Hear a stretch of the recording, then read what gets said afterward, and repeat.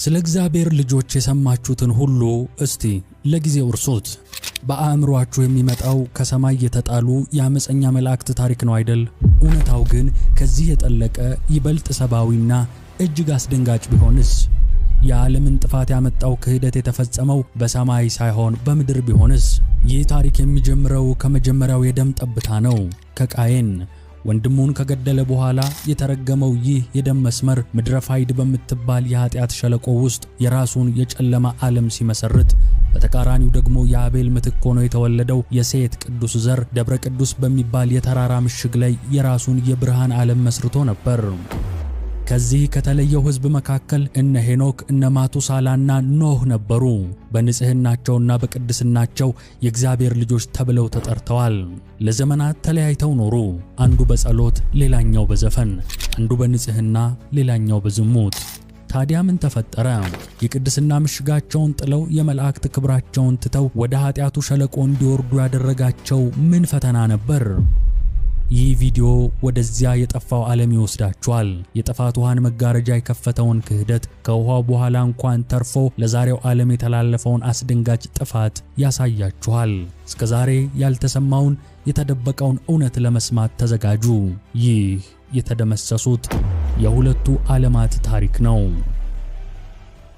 ይህንን ቪዲዮ ለማዘጋጀት የጎንደር መድኃኔ ዓለም ቤተክርስቲያን የአራቱ ጉባኤያት መምህር በሆኑት በመምህር ዲበኩሉ ሰንደቄ የተጻፈውን ነገረ መላእክት የተሰኘ መጽሐፍ ተጠቅመናል።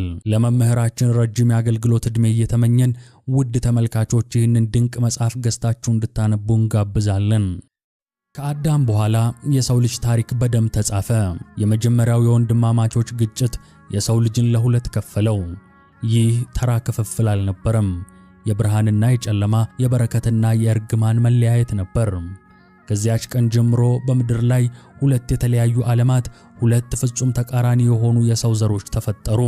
የመጀመሪያው መስመር በወንድሙ ደም እጁን ያጨቀየው የቃየል ነው። ይህ እርግማንን የተሸከመ ዘር በተራራ ስር በምትገኝ ጎድጓዳ ስፍራ የራሱን የኃጢአት ከተማ መሰረተ።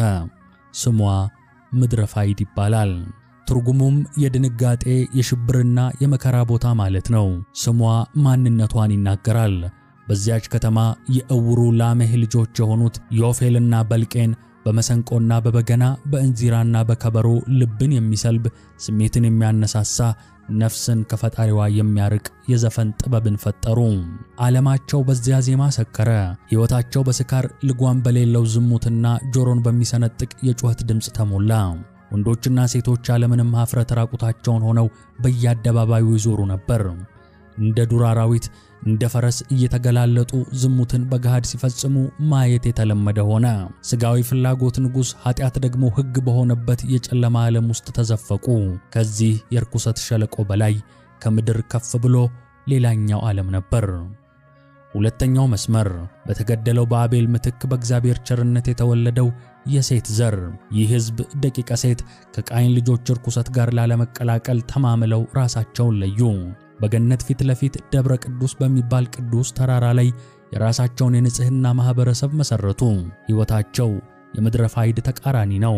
ቀናቸው የሚጀምረው በጸሎት፣ ሌሊታቸው የሚያልቀው በምስጋና ነው። ሕይወታቸው በንጽህና ለእግዚአብሔር በመታዘዝም የተቃኘ ነበር። ከነርሱ መካከል እንደነ ሄኖክ ያሉ ከፈጣሪያቸው ጋር የተራመዱ፣ እንደነ ያሬድ፣ እንደነ ማቱሳላና እንደ ኖህ ያሉ ታላላቅ አባቶች ይገኙበታል። በስራቸው በንግግራቸውና በኑሯቸው መላእክትን ስለመሰሉ መጽሐፍ የሰማይ መላእክት እያለ ይጠራቸዋል። ለእግዚአብሔር ሕግ ባላቸው ፍጹም መታዘዝና ጽናት የተነሳ በምድር ላይ የሚራመዱ ቢሆኑም ልዑሉ የእግዚአብሔር ልጆች የሚለውን ታላቅ የክብር ስም ሰጣቸው። ራሱንም የሚገልጸው ለኃጢአተኞቹ ለቃየል ልጆች ሳይሆን በደብረ ቅዱስ በንጽህና ለሚኖሩ ለእነዚህ ቅዱሳን ነበር። አንዱ ከእርግማን የተወለደ የኃጢአት ዓለም፣ ሌላኛው ከበረከት የተገኘ የቅድስና መንደር። ለዘመናት የቅዱሱ ተራራ ከፍታ የርኩሰቱን ሸለቆ ከዓይናቸው ሰወረው። የሸለቆ የኃጢአት ጩኸት በተራራው የጸሎት ዝማሬ ተዋጠ። ነገር ግን የጨለማው ሹክሹክታ የተራራውን ጫፍ እስኪደርስ፣ የዘፈኑ ድምፅ የዝማሬውን ኃይል እስኪፈታተን ድረስ ይህ መለያየት ለምን ያህል ጊዜ ሊቀጥል ይችል ነበር? የብርሃኑ ዓለም በጨለማው ሳይዋጥ ለምን ያህል ጊዜ ሊቆይ ይችላል?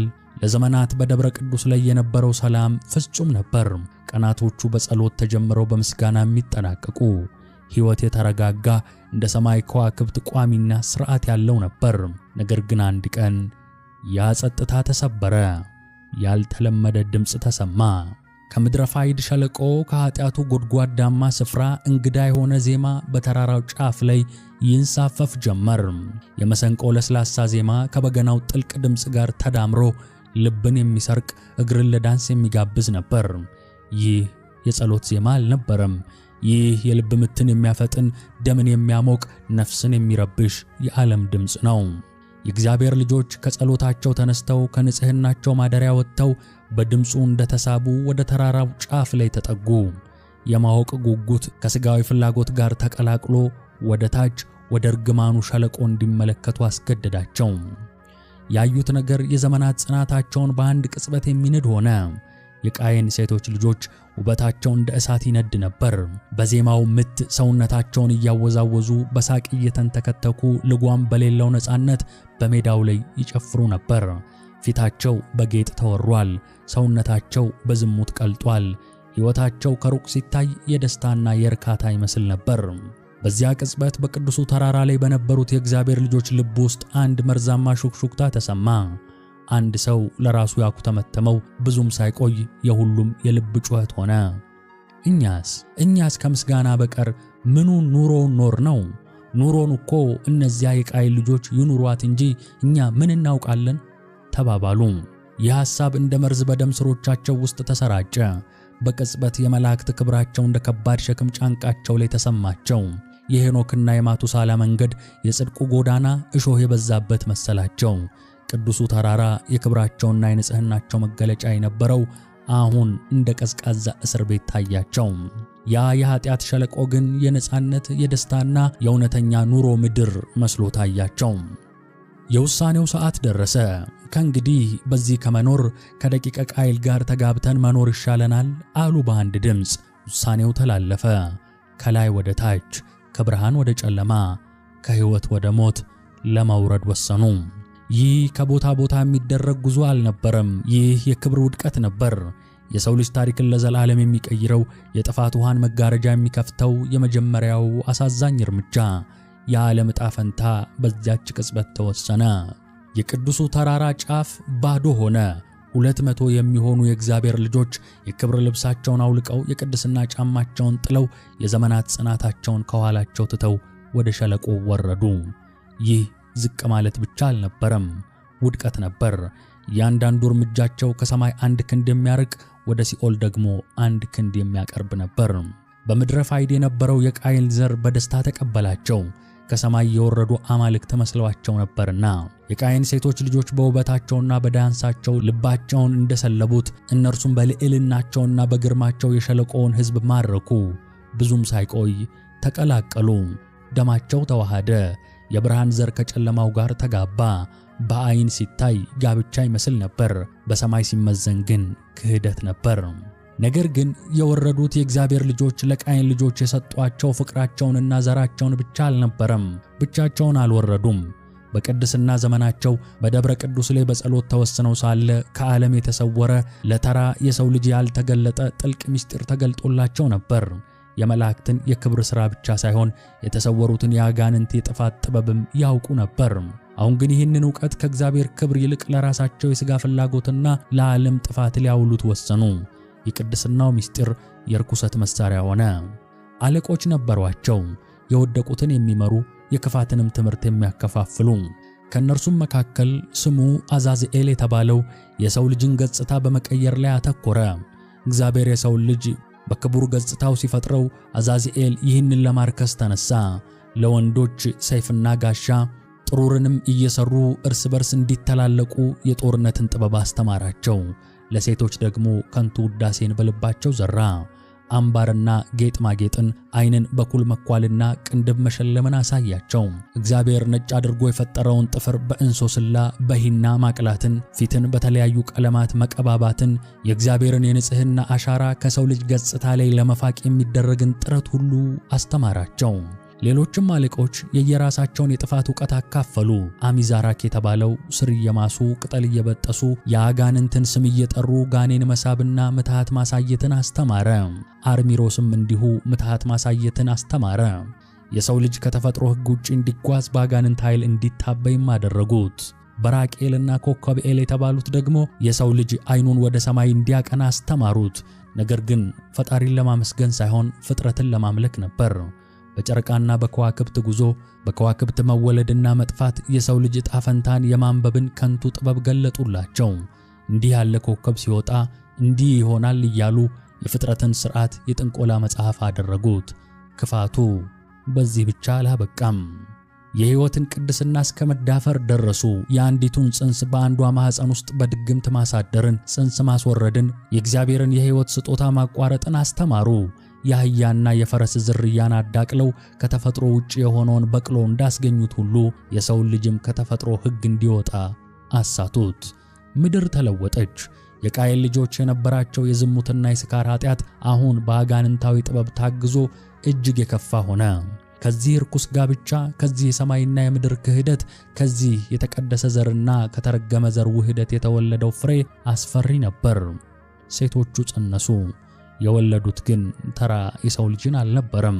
የተወለዱት ንፍሌም ወይም በሌላ ስም ረአይንት የሚባሉ ቁመታቸው 3000 ክንድ የሆኑ ግዙፋን ነበሩ። ቁመታቸው ብቻ አልነበረም ግዙፍ የነበረው፣ ኃጢአታቸውም ግዙፍ ነበር። መጽሐፍ ኃያላን ይላቸዋል። ኃይላቸው ግን በጉልበታቸው ሳይሆን በክፋታቸው ነበር። ልባቸው ከድንጋይ የጠጠረ፣ እጃቸው ለደም የፈጠነ፣ ነፍሳቸው ዓመፅን የተራበ ነበር። ምድርን በግፍና በበደል በቅሚያና በስርቆት ሞሏት። ትንንሾቹን ይጨቁኑ፣ ደካሞቹንም ይበድሉ ነበር። የሆነ ጊዜ ላይ የእግዚአብሔር ልጆች የነበሩት አሁን የአጋንንት ባለሟሎች የጥፋት አስተማሪዎች ሆነዋል። በምድር ላይ አዲስ የክፋት ዘመን ጀመሩ። ምድር በጩኸት ተሞላች። በተበደሉት፣ በተጨቆኑት፣ ደማቸው በግፍ በፈሰሰው ሰዎች ጩኸት ተጨነቀች። ይህ የሰው ልጅ ጩኸት ብቻ አልነበረም፣ የሰማይን ፍርድ የሚጠራ ጩኸት ነበር። የምድር ጩኸት ሰማይን ሰነጠቀ። የተበደሉት፣ የተጨቆኑት፣ በግፍ የተገደሉት ንጹሐን ነፍሳት ጩኸት ከምድር ጥልቀት ተነስቶ የፈጣሪን ዙፋን አንኳኳ። የፈሰሰው ደም ከምድር አፈር ስር ሆኖ አቤቱ እስከ መቼ እያለ ይጮህ ነበር። ከዚያም እግዚአብሔር ወደ ምድር ተመለከተ። የተመለከተው ነገር ግን የሰው ልጅን የኃጢአት ሥራ ብቻ አልነበረም። የልቡን ጥልቀት፣ የሐሳቡን ምናብ ተመለከተ። የሰው ልጅ ክፋት በምድር ላይ እንደ ሰደድ እሳት ተስፋፍቶ ነበር። በኃጢአት የተወለደው የቃይን ዘር ብቻ አልነበረም የበደለው። ከሁሉም በላይ ልብን የሚሰብረው ክህደት ነበር።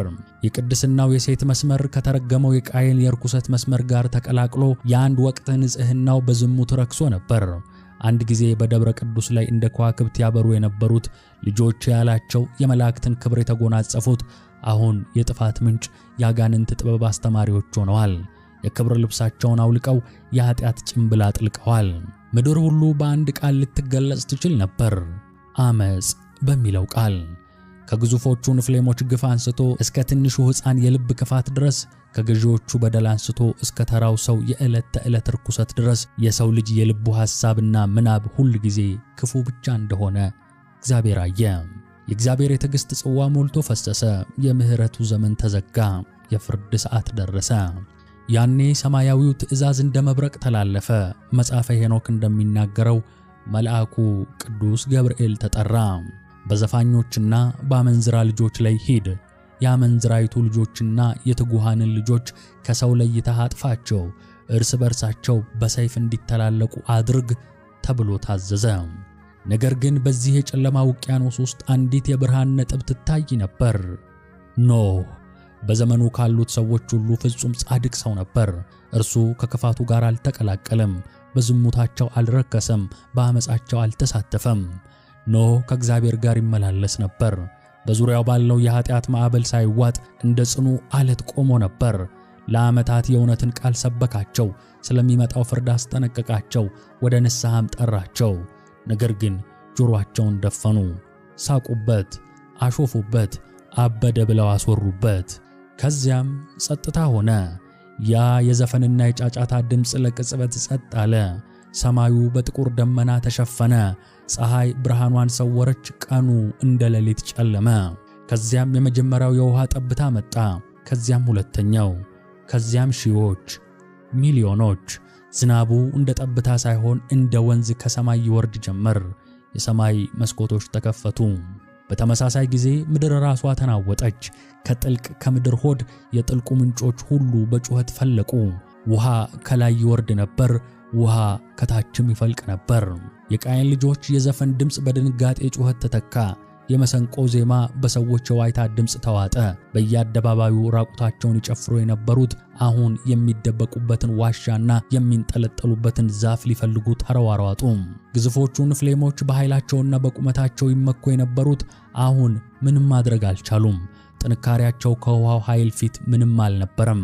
እነርሱ፣ እናቶቻቸውም፣ ከክብራቸው የወደቁት የእግዚአብሔር ልጆችም ሁሉም በአንድ ላይ በውሃው ኃይል ፊት እንደ ቅጠል ረገፉ። ያ የአጋንንት ጥበባቸው፣ ያ የጥንቆላ ዕውቀታቸው ከሚገነፍለው ውሃ ሊያድናቸው አልቻለም። ውሃው ከፍ አለ፣ ከፍ አለ፣ እጅግ ከፍ አለ። ጎጆዎችን አጥለቀለቀ፣ ከተሞችን ዋጠ።